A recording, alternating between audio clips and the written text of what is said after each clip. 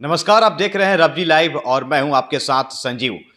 पिछले कई दिनों से जिस तरीके से मुकेश साहनी का बीजेपी के खिलाफ जो बगावती तेवर दिख रहे थे, अब उस पर कहीं ना कहीं बीजेपी के तरफ से भी अब जवाब आ गया है। बीजेपी के प्रदेश प्रवक्ता ने साफ साफ शब्दों में मुकेश साहनी को यूं ही कहे कि उनको लताड़ दिया है, उनको बता दिया है कि अब आप अगर बीजेपी के साथ गठबंधन धर्म का पालन नहीं करना चाहते हो तो मुबारक हो, आप जा सकते हैं बीजेपी एनडीए गठबंधन से। आपको बाहर जाने में कोई दिक्कत महसूस नहीं होती है तो आप जा सकते हैं आप। लेकिन एक बार जरूर सोचिएगा कि क्या जिस प्रकार से बीजेपी ने आपको जो मान सम्मान दिया, जो आपको पद दिया, जो गरिमा दिया, बीजेपी ने जो बलिदान दिया आपके लिए, उस चीज़ को भी जरा एक बार सोच लीजिएगा।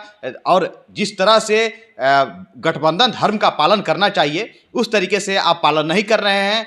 यदि आपको लगता है कि हम भ्रष्टाचारी के साथ जा सकते हैं तो आप जाइए। साफ तौर पर बीजेपी के प्रदेश प्रवक्ता ने यह जरूर संकेत दे दिया है कि मुकेश साहनी को बीजेपी ने रोक कर नहीं रखा है। यदि उन्होंने मूड बना लिया है जाने के लिए तो ये जा सकते हैं। और साथ ही साथ उन्होंने लगातार जिस तरीके से बयान आ रहा था मुकेश साहनी को, तो इस पर कहीं ना कहीं बीजेपी को हार पाश करके आज बयान जारी करना पड़ा। क्या कुछ कह रहे हैं बीजेपी के प्रदेश प्रवक्ता, जरा इस बात को सुनिए।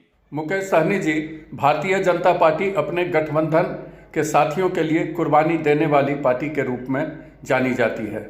हमने लोकसभा में अपने सांसदों का बलि देकर गठबंधन को बरकरार रखा।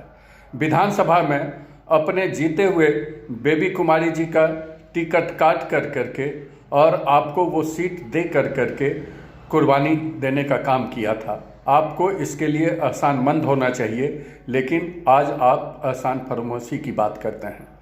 बयान देने से सीट का बंटवारा नहीं होता है। मिल बैठ कर करके आप लोग तय कीजिए कि बोछा सीट पर कौन लड़ेगा। बयान देने से बचना चाहिए। आप जिस विचारधारा के साथ जाना चाहते हैं वो विचारधारा राजनीति में परिवारवाद का विचारधारा है, वो विचारधारा राजनीति में लंपटीकरण का विचारधारा है, वो विचारधारा भ्रष्टाचार का विचारधारा है। अगर जाना चाहते हैं तो आपको मुबारक हो।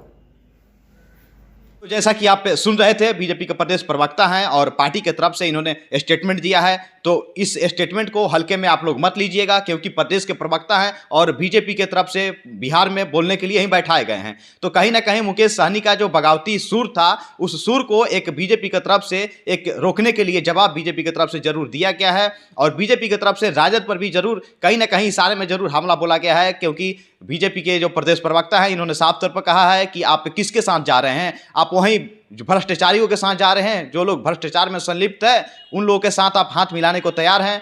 अब लगातार जिस तरीके से मुकेश साहनी अपने स्टेटमेंट पर अडिग हैं, अब देखना होगा। सारे लोगों की निगाहें टिकी हुई है कि मुकेश साहनी आखिरकार क्या फैसला लेते हैं। दरअसल ये दोनों के बीच बीजेपी और वीआईपी पार्टी यानी मुकेश साहनी की पार्टी के बीच गठबंधन जो है और लगातार एनडीए गठबंधन में है और दरारें जो पैदा हुई है, लगातार मुकेश साहनी ये ऐलान कर चुके हैं और कई सूची भी जारी कर चुके हैं अपने यूपी विधानसभा चुनाव को लेकर के उम्मीदवारों को, जिससे कहीं ना कहीं बीजेपी लगातार नाखुश चल रही है। बीजेपी का साफ तौर पर कहना था कि आप यूपी विधानसभा चुनाव मत लड़िए क्योंकि हमें वहां पे नुकसान उठाना पड़ सकता है। लेकिन मुकेश साहनी अपने बातों पर अडिग रहे हैं और लगातार वे स्टेटमेंट दे रहे हैं कि हम लड़ेंगे और उम्मीदवारों की सूची भी उन्होंने जारी कर दिया है। और साफ शब्दों में बीजेपी को मुकेश साहनी ने बीते कई दिनों से लगातार वो बताते आ रहे हैं। जब पिछले दिन हमारी मुकेश साहनी से बातचीत हुई, मुकेश साहनी ने उसमें साफ तौर पर कहा है कि बीजेपी अगर चाहती है कि हमें दाब दे तो हम दबने वालों में से नहीं हैं और हम अपनी आवाज़ को उठाएंगे, अपनी सहभागिता को निभाएंगे।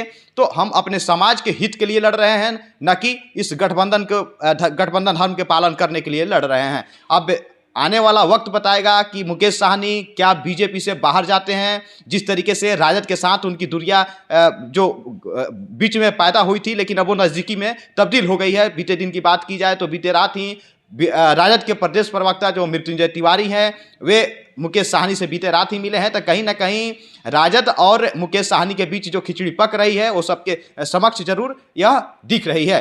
तो फिलहाल के लिए बस इतना ही। नमस्कार।